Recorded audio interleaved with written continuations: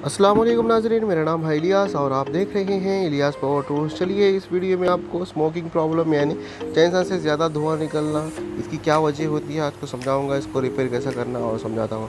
पहले चैनसा का ऊपर मफलर रहता है उसको निकाल देना है और स्पार्क प्लग का ऊपर प्लेट रबर का जो प्लेट रहता है उसको निकाल देना है। इसी तरह से मैं जिस तरह से निकाल रहा हूँ और निकाल के देखना है कि स्पार्क प्लग कोई डैमेज है, ख़राब है या नहीं है। तो हर तरफ से देखने से ये अच्छा है, इसको साइड में रख देना है। और ब्रेक गैस के 2 स्क्रूज रहते हैं उसको निकाल देना है और साइड में रख देना है। और दूसरी जानिब सिलेंडर का जो कवर रहता है उसके 5 स्क्रूज रहते हैं, वो 5 स्क्रूज आराम से आप निकाल देना। मैं जिस तरह से निकाल रहा हूँ 5 स्क्रूज रहते हैं, ये लो इस तरह से निकल गया। उसके बाद में चौक का जो चौक रहता है उसको निकाल के बाजू में रखना और मैनीफोल्ड के नीचे 2 स्क्रूज आते हैं उसको इस तरह से खोलना।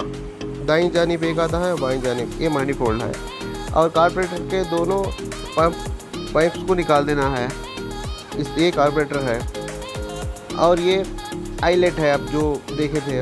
उसके बाद जो ब्रैकेट के पास जो स्क्रूज आते दोनों उसको निकालना है और उसके बाद ब्रैकेट को निकाल लेना है। इसी तरह से आगे साइलेंसर के नीचे 2 स्क्रूज रहते हैं उसको इस तरह से रिमूव करना है।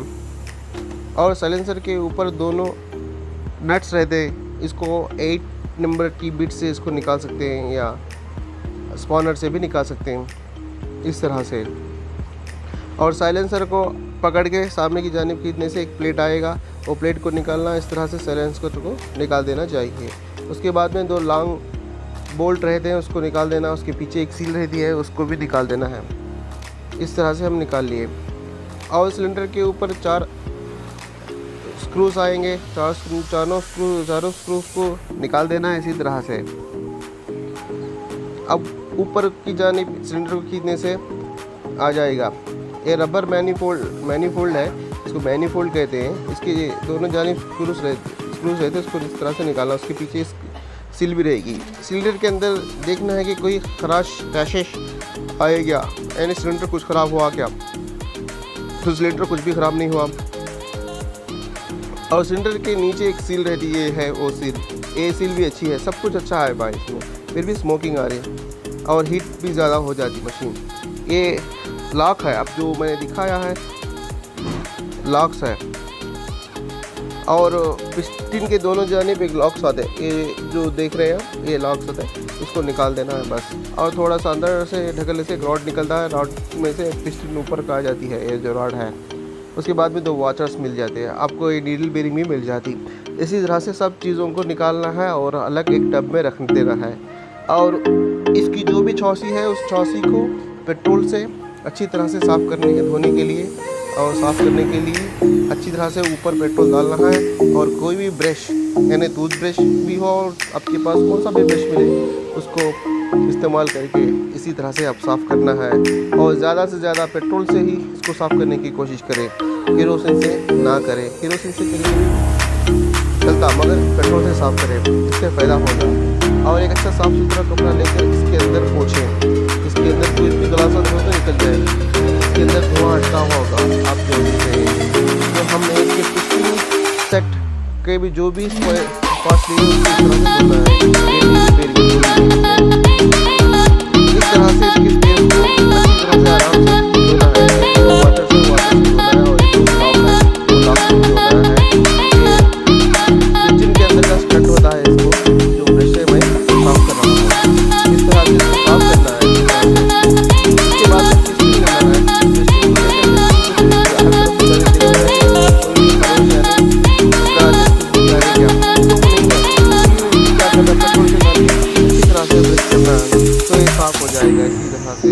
तो दोस्तों आप सिलेंडर लेना है, सिलेंडर के अंदर भी अच्छी तरह से मुआयना करना है, कोई स्क्रैचेस आए या नहीं है।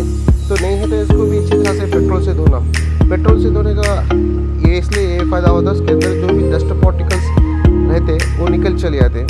जब हम मशीन लकड़ियाँ वगैरह काटते हैं ना उसके डस्ट पूरा इसके अंदर चले जाता। इसी तरह से आप साफ़ करें। ये देखिए बहुत अच्छा से साफ़ हो गया, आप इसी तरह से साफ़ कर देना। और इसके बाद क्या करना है, अब ब्रॉकेट रहता, वो ब्रॉकेट को भी आप साफ़ कर लेना। हर चीज़ को साफ़ करना है, हैंग नहीं रखें, हर चीज़ को साफ़ करें, अच्छी तरह से साफ़ करें, कोई भी धूल वगैरह ना जमे।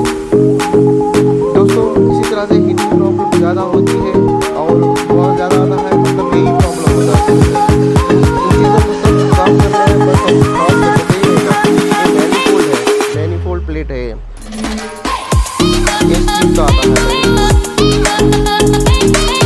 ये बहुत चमक रहा है। ये रबर का मैनीफोल्ड है, ये रबर का मैनीफोल्ड है, इस तरह से धो लेना। आप धोने के बाद फिट देना चाहिए। ये इनलेट है, आप लोग देख रहे हैं, इनलेट है, रबर मैनीफोल्ड से ऊपर आ जाता है। तो 10 की जरूरत है कितना डालने की, अगर जो जाए तो सारे प्रॉब्लम लगते हैं। ये कार्बोरेटर है, इस तरह से पेट्रोल से अच्छी तरह से धोना है। मैं जिस तरह से धो रहा हूँ एकदम बहुत यूज करना है। अगर कार्बोरेटर में कोई प्रॉब्लम हो तो कार्बोरेटर चेंज कर देना या उसकी सील्स कर देना। ये जो मैंने नूडल्स लिया है, नूडल बेरिंग, उसको पिस्टन के शाफ्ट में लगा देना है। दोनों जानिब दोनों वाचर्स रहते हैं इसके अंदर के, वो वाचर्स को इसी तरह से लगा देना है, मैं जिस तरह से लगा रहा हूँ। उसके बाद पिस्टन का जो तीर वाला निशान रहता वो साइलेंसर के सामने हो, उसकी जानिब दिखाता रहो। अब उसके बाद में उसको सेट करने के बाद लॉक्स दोनों जानिब से इसको सेट कर दें इस तरह से आराम से। और एक किट है जहाँ से हम सील्स वगैरह निकालते हैं, उस जगह नई सील डाल के इसको फिट करना है। देखो इस तरह से आराम से फिट करना है और इसके पिस्टन के रिंग्स को अच्छी तरह से पकड़ के रख के और ऊपर सिलेंडर से बताइए और हल्का सा ऊपर खींच के देखें कि पिस्टन ऊपर नीचे हो रही है, कोई भी उसके अंदर अटका हुआ आया है या नहीं। उसके बाद में सिलेंडर के 4 नट्स रहते हैं, वो 4 नट्स को कस के टाइट कर देना है। बस इसी तरह से आप ये ध्यान रखेंगे कोई भी लूज़ ना हो। अगर लूज़ हो तो इसके अंदर हवा चली जाती है और मशीन काम करने के लायक नहीं होती और ख़राब हो जाती है। मैं जिस तरह से टाइट कर रहा हूँ उसी तरह से एलेंकी से आप टाइट कर सकते हैं। देखिए दोस्तों, बहुत सारे प्रॉब्लम्स साइंसा में आते हैं। आपको इस तरह से वीडियोस आने के लिए आपको मेरे चैनल को लाइक, शेयर एंड सब्सक्राइब करना पड़ेगा। और मेरा फ़ोन नंबर भी मैंने दिया है, आप उससे कॉल कर सकते हैं। रबर का मैनीफोल्ड को ऊपर से हम सील लगा दिए और उसको सील के ज़रिए दोनों जानिब दोनों स्क्रूज रहते और स्क्रूज को हम इस तरह से सेट कर देना है। उसके बाद में जो ब्रॉकेट रहता, वो ब्रॉकेट को इसके अंदर सेट कर देना है। मैनीफोल्ड का जो थोड़ा सा ऊपर का हिस्सा फोल्ड होके है उसको भी सीधा करना है। उसको सीधा करके उसके अंदर आईलेट यानी जो रिंग रहती उसको आईलेट कहते हैं, वो आईलेट को उसके अंदर बराबर रख देना है। रखने के बाद आपको सामने कार्बोरेटर आ जाएगा, उसको उससे अटैच कर देना। रबर जो आईलेट है, रबर का जो मैनीफोल्ड है, कार्बोरेटर को अटैच करना, इस तरह से अटैच करना चाहिए। जो मैंने कार्बोरेटर जिस तरह से अटैच कर रहा हूँ, आपको मैनीफोल्ड वहाँ दिखाई नहीं देगा, फिर भी देख लेना आराम से, अंदर दिख जाएगा आपको। उसको जूम नहीं कर पाया मैं।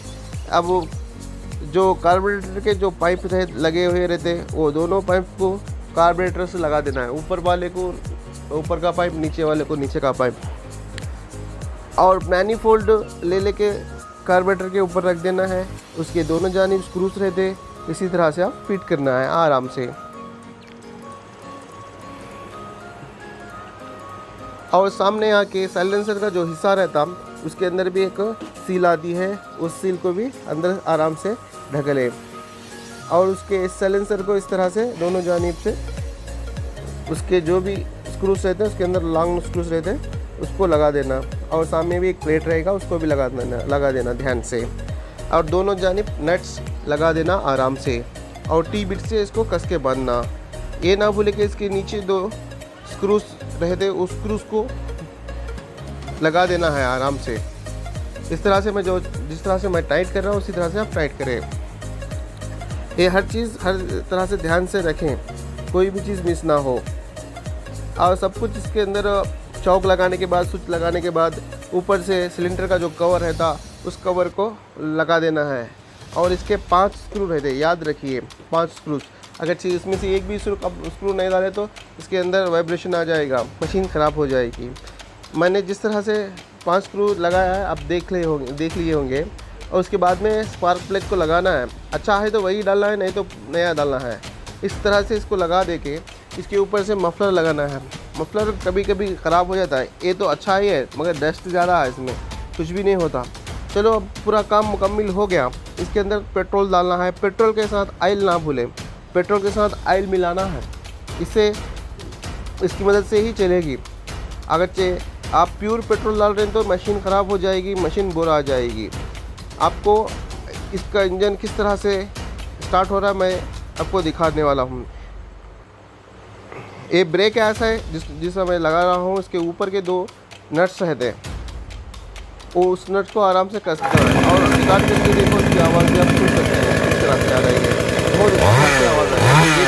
पहले बहुत बता रही थी, अब अच्छी तरह से चल रही है। Thanks for watching.